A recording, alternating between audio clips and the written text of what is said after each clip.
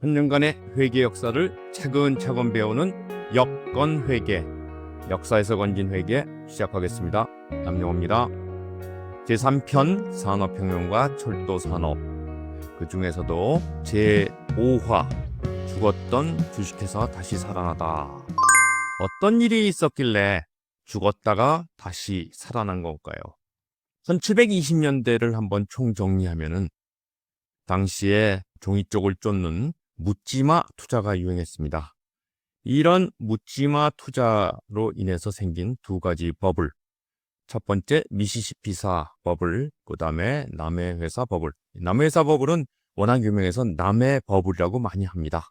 프랑스는 대혁명까지 혼란이 이어지지만 영국은 바로 정상화가 됩니다. 무슨 얘기냐? 프랑스는요, 중앙은행, 국채, 주식거래가 완전히 백지화되고, 그 반면 영국은 도산은 계속 많이 했습니다. 또 비인가 회사들이 다 망했지만 영국은행이라는 국건이 버티고 있으면서 문제를 쉽게 해결합니다. 프랑스 대혁명까지 프랑스는 혼란이 지속되고요. 영국은 금융 안정 속에서 산업혁명으로 진입합니다. 큰 차이가 나죠? 버블에 당하지 않는 법 없습니다. 제주껏 도망쳐라. 그 다음에 또 재밌는 말, 맨 뒷사람이 개에게 물린다. 그리고 마지막 악마의 얘기인데요. 유명한 광기 패닉 붕괴의 금융역사라는 힌들버거라는 역사학자가 쓴 책에 보면 이런 얘기가 나와요. 버블에 당하지 않은 유일한 방법은 일찌감치 팔아치우는 것이다. 그리고 악마가 맨 뒤에 삽을 잡아먹도록 내버려 두어라. 재밌는 얘기입니다. 남의 버블의 직접적인 원인이 뭐냐? 한번 다시 찾아볼까요? 17세기 말에 비인가 회사가 우후죽순으로 생깁니다. 얼마나 많이 생기느냐?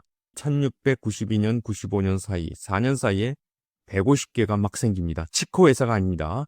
그래서 만든 법이 뭐냐? 버블법입니다. 버블법은 왜 만들어졌냐? 남의 회사 때문에 만들어졌어요. 비인가 회사를 억제하고 남의 회사 주가를 올리기 위해서 정부에서 제정한 법입니다. 이게 결국 남의 버블을 만드는데요. 무슨 내용이냐? 비인가 회사 금지, 주식 발행 제한, 기업 활동 제한 이렇게 세 가지인데요. 인가를 받지 않은 회사는 설립 안 된다. 인가를 받지 않은 주식 발행 할 수 없다. 또 비현실적인 사업 계획 발표, 투자자를 현혹하는 활동 안 된다. 이런 버블법은요. 1720년 6월에 생겼는데요. 비인가 회사를 대상으로 세웁니다. 그러니까 어떻게 돼요? 바로 비인가 회사들은 다 폭망합니다. 그런데 문제가 뭐냐? 남의 회사까지 터뜨립니다. 그래서 1720년 8월 2개월 만에 남의 회사 버블이 터집니다. 버블법이라는 게 남의 회사를 타깃으로 하지 않았는데 남의 회사는 버블 위에 올라앉으면서 펑 터집니다. 그런데 여기 만화에서 보았듯이 큰 이슈는 뭐예요? 주식회사 설립이 금지됩니다. 이게 무슨 얘기냐? 치커 회사 이외에는 아무도 회사를 설립할 수 없다. 이래버린 겁니다. 그리고 주식 발행도 안 된다. 이래버린 겁니다. 그러니까 여기 만화에 있는 것처럼 회사가 펑 터지면서 없어지죠. 주식회사여 100년간 안녕입니다. 주식회사 제도는 이제 역사의 뒤안길로 들어가서 언제까지? 1825년, 거의 100년이죠. 버블법이 폐지될 때까지 주식회사는 생길 수가 없습니다. 그렇지만 18세기 말, 즉 산업혁명이 시작될 때죠. 비인가 회사들이 슬금슬금 다시 생깁니다. 근데 이 회사들은 어떻게 돈을 끌어들였냐? 그 당시요. 저축이 굉장히 좋았습니다. 5% 이자율로 대부를 받을 수 있었답니다. 이때 사업 규모가 크지 않으니까 아직 정부가 그렇게 신경을 안 썼습니다. 대개가 기계화된 가내 공장이었습니다. 직물업, 제분업, 도자기 제조, 물론 웨지우드라는 회사는요. 그 당시에 슬금슬금 생기면서 굉장히 큰 회사로 발전하죠. 황제 모가지를 비틀어도 새벽은 온다. 아주 유명한 말이죠. 결국 산업혁명이 시작됩니다. 회사가 필요해집니다. 그러나 아직도 주식회사 제도에 대해서는 많은 반대가 있습니다. 2,500개 회사가 설립됐는데 근데 30%가 부도가 납니다. 어떤 책에 이렇게 써있는데 주식회사라는 것은 사기, 올가미, 불나방을 불러들인 촛불, 아이들 손에 있는 화약과 다를 바가 없다. 주식회사는 세우면 안 된다 이런 얘기죠. 그렇지만 산업혁명이라는 대세가 있습니다. 그래서 1844년에 주식회사법이 통과되고 드디어 법인격이 인정됩니다. 문제는 뭐예요? 유한책임 규정이 없는 겁니다. 유한책임을 찬성하는 파는 뭐라 그래요? 유한책임이 있어야지 가난한 사람들도 사업을 일으키는데 도움이 된다. 반대파는 뭐라 그래요? 투자자의 주인의식을 약화시킨다. 지난번 버블처럼 막 만들었다가 나 몰라라 그러고 사라진다 이런 얘기입니다. 이렇게 양방이 쌍방이 막 대립을 하고 있는데 드디어 1862년에 회사법이라는 게 생기면서 드디어 유한책임이 인정됩니다. 그래서 1825년에 버블법이 폐지되고요.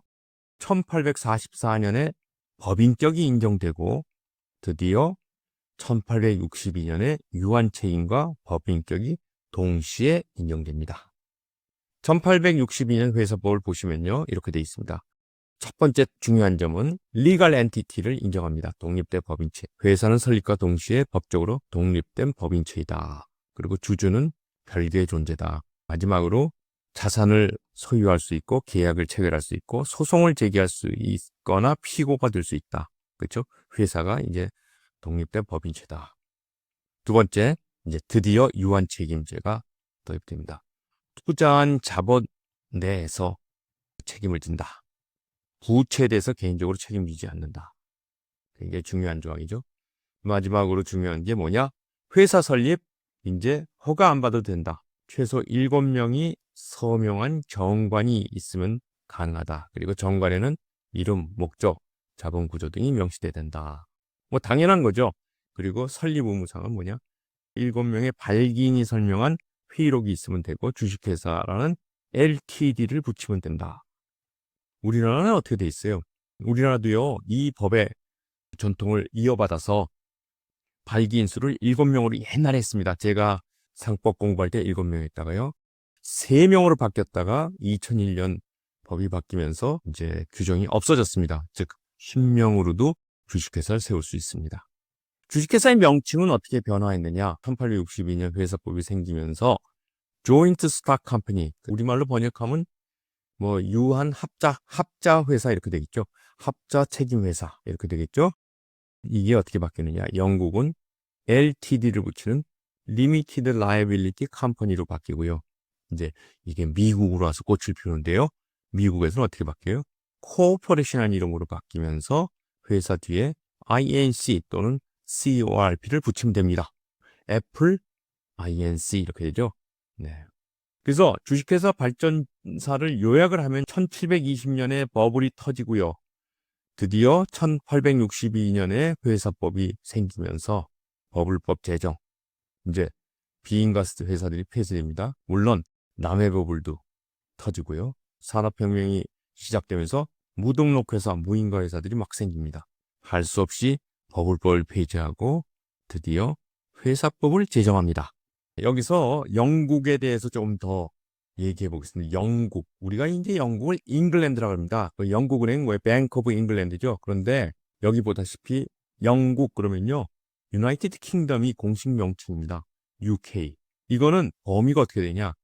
잉글랜드, 스코틀랜드, 웨일즈, 노던 아일랜드를 포함하는 지역이 바로 UK입니다. 그럼 잉글랜드는 뭐냐? 그냥 지역적으로 잉글랜드라는 데가 있죠. 여기만 얘기하는 겁니다.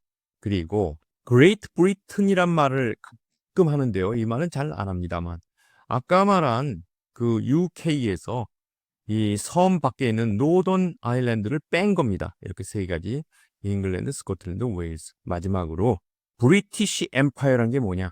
이게 이제 대영 제국이란 제일 큰 겁니다.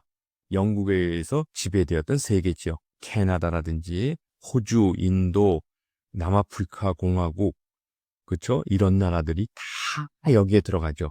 이제 드디어 회계학의 가장 중요한 역사적 기간인 산업혁명으로 들어갑니다. 산업혁명을 통해서 현대회계가 완성됩니다. 3-6화 발명이 봄물 터지듯이 주제로 얘기해 보겠습니다. 예, 맞습니다. 안녕히 계십시오.